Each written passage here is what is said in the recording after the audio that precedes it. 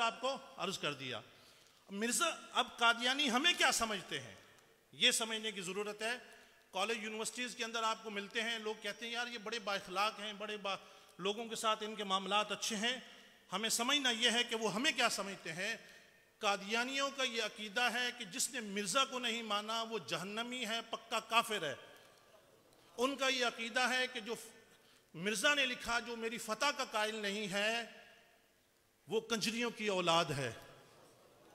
جب کوئی قادیانی کسی مسلمان سے ملتا ہے تو اس کی نظر میں مسلمان کو وہ قادیانی مرزا قادیانی کی نظر سے دیکھتے ہیں، اس لیے ہم ان کے لیے کوئی نرم نہیں ہو سکتے۔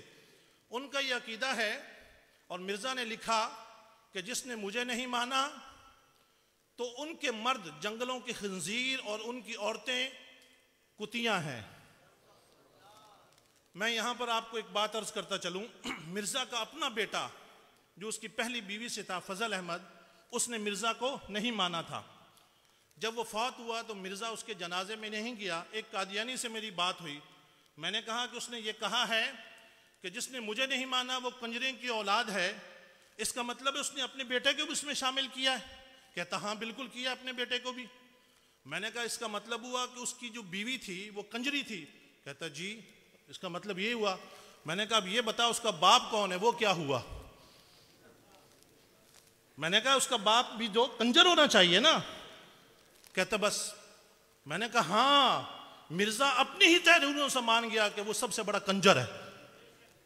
دوسری بات یہ ہے کہ یہ عام لوگوں کو بہلاتے پھسلاتے ہیں کہ دیکھو آپ کہتے ہیں میں رانجھا رانجھا کتنی رانجھا ہو گئی، تو کیا مرزا نعوذ باللہ محمد محمد کہتے ہوئے کیا محمد نہیں ہو سکتا؟ ایک قادیانی سے میری بات ہوئی، میں نے اسے بولا اچھا اگر کوئی کسی کا ذکر کر لے ورد کر لے تو وہ ویسا ہو جاتا ہے؟ میں نے کہا تیرے ابا کا نام کیا تھا؟ کہتا ہے گل محمد۔ میں نے کہا اچھا۔ میں نے تسبیح نکالی، میں نے پڑھنا شروع کیا گل گل گل گل گل 100 تک میں نے پڑھا، میں نے تسبیح رکھی۔ اب میں بتا، میں نے کہا میں نے تیرے ابا کا نام 100 مرتبہ لیا، میں تیرا ابا ہو گیا نا؟ اپنی ماں سے جا کے پوچھ۔ کہتے یہ آپ کیا کر رہے ہیں؟ میں نے کہا بھائی یہ آپ لوگوں نے بتایا ہے۔ تو قادیانی جو ہیں وہ اسلام کے سب سے بڑے دشمن ہیں، پاکستان کے سب سے بڑے دشمن ہیں۔ ان کے خلاف ہمیں متحد ہونا ہے، اور آج یہ ہم عہد کرتے ہیں کہ کوئی قادیانی ہمیں ملے گا۔ یہ بھی سن لیجئے، قادیانی آئین پاکستان کی روح سے کسی مسلمان کو السلام علیکم نہیں کہہ سکتا، کوئی شاعر اسلامی استعمال نہیں کر سکتا۔ اگر وہ کرے گا تو اسے 3 سال کی سزا ہے، 298C۔ کہیں اپنی دکان کے بعد بسم اللہ ماشاءاللہ نہیں لکھ سکتا، اگر کرے گا تو اس کو 3 سال کی سزا۔ تو یہ کچھ گزارشات تھیں، میرے 6 منٹ مکمل ہوئے۔